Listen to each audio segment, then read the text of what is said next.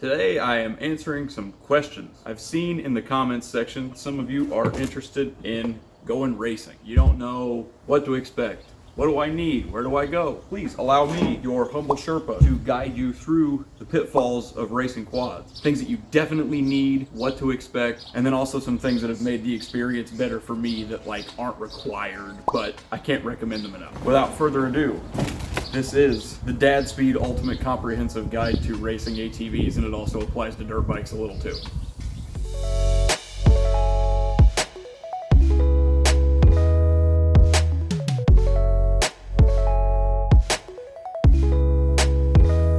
But first I have small disclaimer. I don't consider myself to be an expert, but I have done this periodically for the last 15 years. Competed in over 50 races, I think, thereabout. This is primarily going to be about cross country, hare scrambles, whatever you choose to call it. If you're here for motocross or TT, there's probably other guys that can give you better information on that. I've competed in moto like 2 or 3 times at county fairs. This is going to be about woods racing. Little side note, if you race bikes, a lot of this stuff is going to be the same. Just copy pasta to 2 wheels. My hope is that you watch this and feel comfortable with the idea of trying out a race and you go and give it a shot. Because it's typically a great community of people, great way to meet some riding buddies, and it's fun. So first things first, what do you need to go racing right now? You need something to ride, you need a helmet, and you need boots that cover your ankles. That's truthfully it. Every series I've ever raced will have things in their rules that say you need long sleeves, you need riding pants, you need goggles. I've never seen the dress code enforced, especially when it comes to long sleeves. I see guys racing t-shirts and tank tops all summer long. Me personally, this is what I take to a race. I bring my helmet, goggles, backup goggles, tear-offs, clear lenses and roll-offs in case it's muddy, chest pro, boots, jersey, pants, tall socks, these go to my knee, gloves, backup gloves, a hydration pack. Most guys seem to wear the backpack, I prefer the waist. And for the first time, under gloves or glove liners since I had that massive blister problem last race. The reason I bring spare goggles and spare gloves is in case of mud. If I can't see or can't hold on, it actually costs me more time than just stopping and switching out for clean stuff. The hydration pack is more important than you might think too. These races are really long, and even if it's not very hot out, you're gonna sweat a ton. You need to replace those fluids and electrolytes that you're losing over the course of the race, or you're gonna feel it. If you don't want to spend the money on one right away just to try a race, or you don't like carrying things all over you while you're riding, see if you can have somebody hand you a bottle of water every couple of laps. It'll really make a difference in how you feel, believe me. The beauty of woods racing is that you really can ride anything. There is truly a class for anybody at any skill level on any machine. That's the idea. Regardless of what you're racing though, you're going to be required to have a tether kill switch. Most series that I've run, especially GNCCs, will check every single round to make sure that it works before they let you line up. One of the things I suggest the most is good protective equipment for the machine. Even the fastest guys don't finish very well if they can't finish the race. Got to prevent those DNFs. I'd also recommend handguards. Not just to protect your hands and keep them clear, but to protect your controls as well. Again, DNFs. There were 38 people that didn't complete a single lap at the GNCC in Ohio a couple weeks ago when they got all of that rain. A lot of times just finishing the race can put you ahead of a huge number of people, so preparation is really important. In that same category, something else that's pretty important is bead locks. They're a big ticket item, but if you can get them, they might make the difference between you being stuck in the woods or at least making it back to your truck. I'm also a Nerf bar guy. I feel kind of naked without them, although I've noticed a lot of guys nowadays kind of just run heel guards because Nerf bars can get hung up on things. It's just kind of personal preference. Also, just generally stay on top of your maintenance. Your oil and oil filter changes, do your air filter after every race. I have a battery tender wired up on the 400, all in the name of avoiding having any problems on race day. I want to be able to show up and know that my stuff is going to start and run the way it's supposed to, try to limit any unexpected problems. As far as performance mods go, do whatever you like, but if I could make any recommendations, I would say that you need to focus on protection and finishing races first, then suspension, then go for more power. Having more power is definitely nice, but in the woods it doesn't make a ton of difference if you can't put it to the ground. Suspension is everything in this kind of racing. And fitness, which I'll touch on later. I just did a piston and rings in the 400 because the top end was ruined, but honestly, if there was nothing wrong with it, I would have left it alone. You really don't need a lot of power to be competitive. Focus on your chassis first and you'll be blown away how much faster you can go.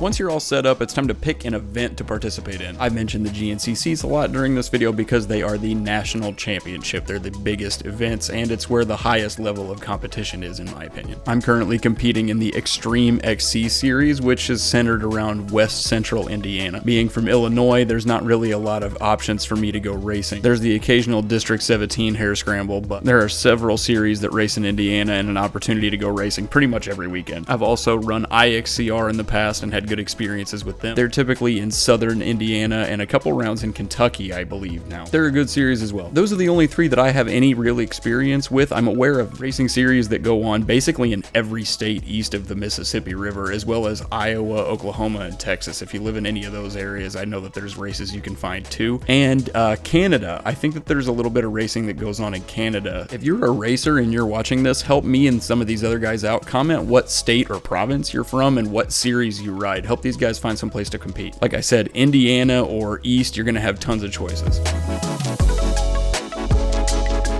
I've got a pretty specific race day routine that I try to stick to that seems to be working well for me this season. I'm not going to dive too deep into the fitness and the nutrition side of this. If you want me to make a separate video about that, I definitely can if you guys are interested. Here's the Spark Notes version. The races are 2 hours long. I don't know if you can ride as fast as you possibly can for 2 hours straight. I definitely can't. But put very simply, stay on top of your cardio and your hydration, because the better shape you're in, the faster pace you can maintain for a longer time. And also get out and ride as much as you can. There's really no substitute for seat time. Here I'm just doing a really low intensity row for about 20-25 minutes as soon as I get up, just to get my blood flowing, because the more warmed up I am by the time the race starts, it seems like the less likely I am to get arm pump, which is something I've always struggled with even when I was in really good shape. Once I get to the race, I unload all my stuff and kind of set up camp around my truck. Then it's time to head to registration. This is where you're going to pick what class you want to run, sign up, and then pay your entry fee to race. If you're sure you're not going to miss the race and you want to make your life a little easier, pre-register online so you can just walk up to the trailer and get your stuff with no wait. If you're like me and you don't really have the ability to camp out the night before the race, just be sure to get yourself there in enough time to go through registration, get yourself all set up, and not have to rush to get lined up for the start of the race. I typically like to give myself an hour and a half. If you're not sure what class you should ride, definitely ask the staff if you're registering in person, or if you're signing up beforehand online and you're unsure, look for something like trail rider or first year racer or D class, something along those lines. Pick an entry level class, and then if you feel like you want more competition, then you can move up. But it's a lot easier to move up than it is to move back. That is typically frowned upon and people will probably complain. To go line up for the race, every class is assigned a row, or in some cases there will be multiple classes on the same row. When you sign up, you find out what row your class is in. About 30 minutes before the race, I like to go line up on my row and pick out a spot. Don't forget to wish your competitors good luck so that they don't vaporize you in the first turn. And don't forget that everybody's here to have fun, so go mingle with your buddies and don't be that guy. Come on. Every single one of us has to go to work on Monday. Race people clean.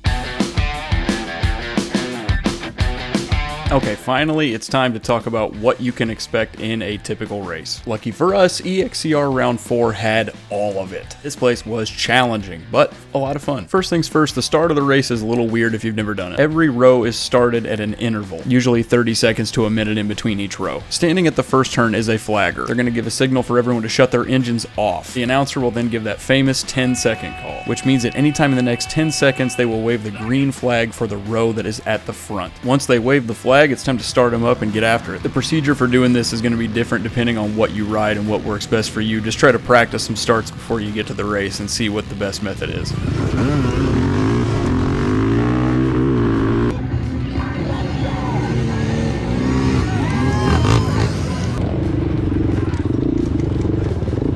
And then it's time to get to work. 2 hours to go. Courses are mostly trails, although there can be other things thrown in from time to time. I've seen motocross tracks and other things tossed in here and there for a little bit of variety, but it's usually a trail ride. When it comes to passing people, you might have to get a little bit creative. If somebody comes up behind me and they're quite a bit quicker than I am, I let them around. I'm not here to impede anybody's race. Most guys are going to do this, but not everybody will, and if they're in your class, they don't have to. You're racing them, so race them. And if you do get out of the way for somebody, try to stick to the back of them as long as you can and figure out what they're doing doing that they can run a much faster pace than you. You might surprise yourself. Something you're going to run into a lot, especially early in races, is bottlenecks like this one. If there's difficult obstacles or somebody has a breakdown or something in the one main line on the track, it's going to back a bunch of guys up into a slow moving line like this. You might even come to a complete stop. Just be patient. You can't win the race on the first lap, but you sure can lose it. In this case, there was only one way down this hill and one way up the next one, and the next one was pretty tricky. Venturing out into the weeds to try and pass the guys in front of me would have just got me a DNF. Take your time, let everybody around you make mistakes. I'm just going to kind of roll to the bottom of this hill here and see why it's difficult and what the guys that are making it are doing. Just like the guy in front of me here, I'm going to sit and give him some space and make sure he's going to make it before I try and take the same line and he's stuck in it. That usually means coming back down the hill on your head. Once I'm pretty sure he's going to make it, I'm going to make my run at it. And this is probably a pretty good time to say make sure that you're pretty comfortable climbing hills before you attempt a cross-country race, because they are a very common obstacle. You're going to have multiple steep hill climbs every race.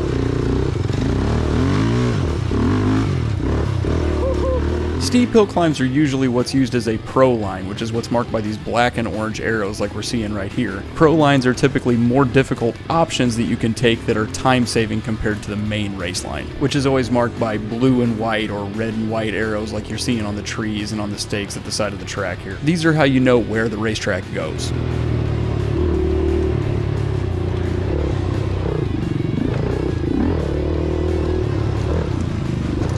Something else you get pretty familiar with is mud and water crossings. This mud hole was okay on the first lap, but every single lap, soft, wet places like this are going to keep changing, and the lines that were good before will go away. You got to keep your eyes open. With water, you want to go through kind of slow. Obviously, don't want the machine to suck any water in and die, but also if your hands get wet, then it's harder to hang on, which makes you go slower. One of the worst things we had to deal with on this particular day was the dust. There are moments where I couldn't see anything at all. All you can do is slow your roll and wait till you can see again.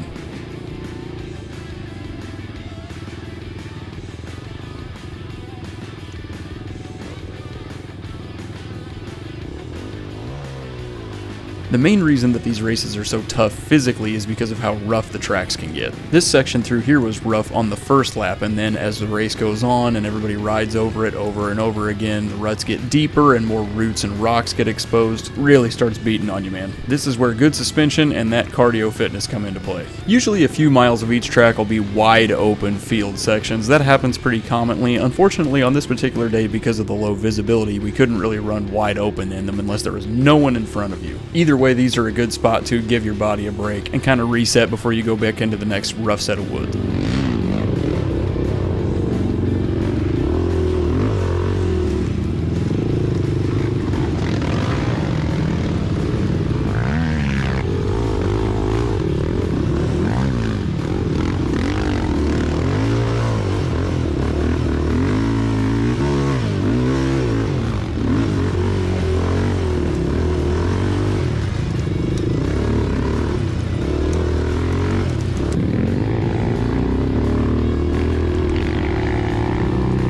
At registration, they'll give you a transponder. It has to go somewhere on you or on the machine. I put mine under the visor of my helmet, and it's how they keep track of what position you're in. It's scanned every time you come through the finish line every lap. You can't see it on the camera, but that red dot matrix display shows what position you're in and the gap to the person in front of you in your class. After I've completed my first lap and I kind of have an idea what the track looks like, I feel more comfortable picking up my pace because I know kind of what's coming in front of me. Now that I know the track, the only thing I really got to remember to do is to stop for fuel. I don't have an oversized tank on the 400 yet, and the stock tank won't make the whole 2 hours. I will run out, or at the very least get much closer than I'd like to. Besides that, the only task left is to cue the sweet highlight reel.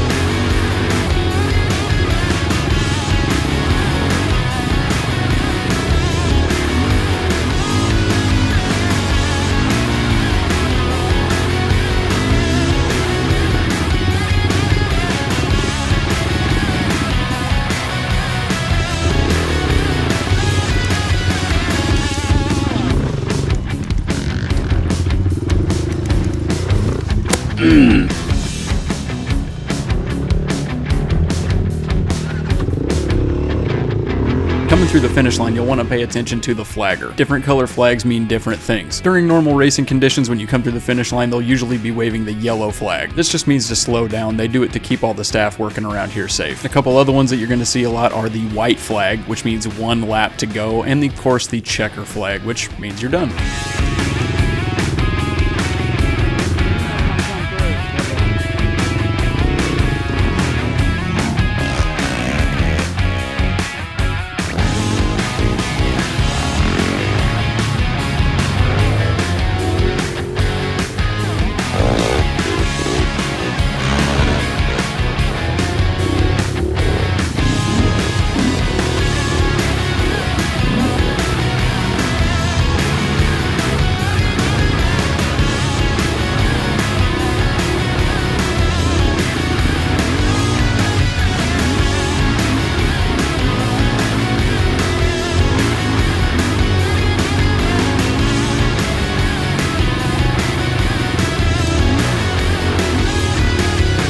This ended up being a really good race. I struggled with some arm pump in the first couple laps, but once that subsided, I was able to pick up my pace and come home with 7th overall. I've been wanting to crack the top 10 so bad. Finally got it done. Now it's time to try to get closer to the top 5. If you like this video, be sure to hit the like button. I hope that you feel more confident about trying a race now. Be sure to hit subscribe. I am so excited about the next video that I don't know if I'm gonna sleep or not. How much coffee is too much coffee? Asking for a friend. If I can hear my heart, is that bad? Thank you for checking out Dad Speed. We'll see you next time!